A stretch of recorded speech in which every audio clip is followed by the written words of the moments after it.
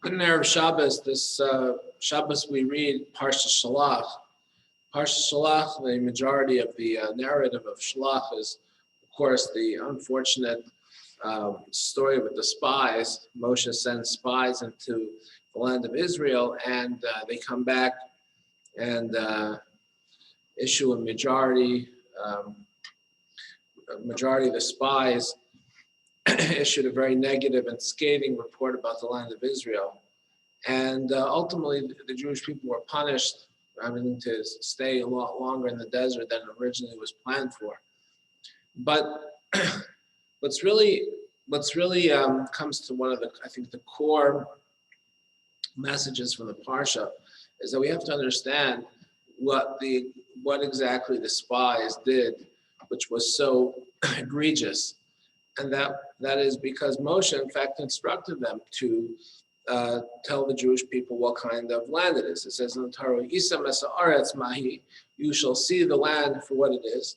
Ves hayam hayoshev aleha, and the nation that sits on it. Hachazaku harafeh, is it strong or is it weak? Hama'atu rav, are they few or are they a lot? What kind of land is it? Ma haaretz hasher hu yoshev ba. What kind of land it is? Is it a good land or not a good land?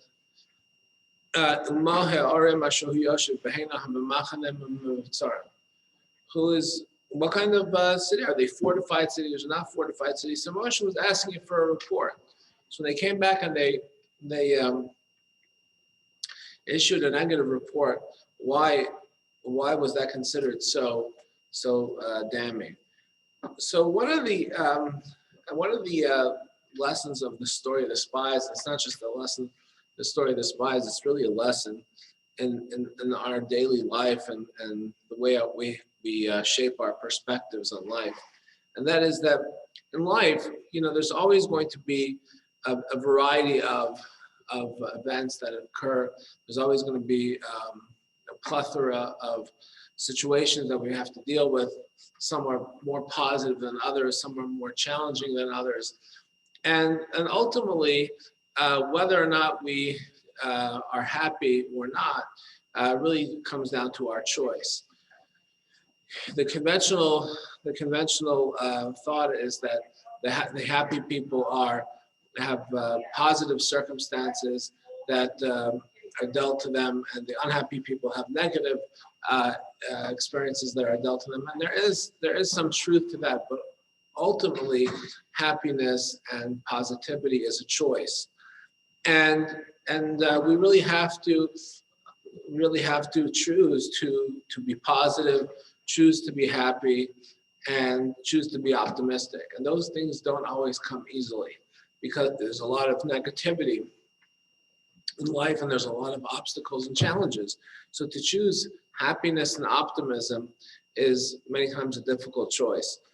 And it doesn't necessarily mean to whitewash things, doesn't necessarily mean to not be realistic about the situation, doesn't necessarily mean to be naive, but it's just important for someone to look at the world with a more grateful, more appreciative, more thankful manner, which will lead to more happiness and optimism. This comes down to the spies.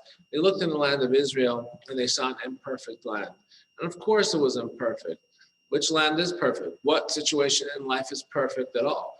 Which person is perfect? What country is perfect? There's no such thing as a perfect person or a perfect country or a perfect place. The fact that we live in this world, anything in this world is imperfect. That's the way God created this world.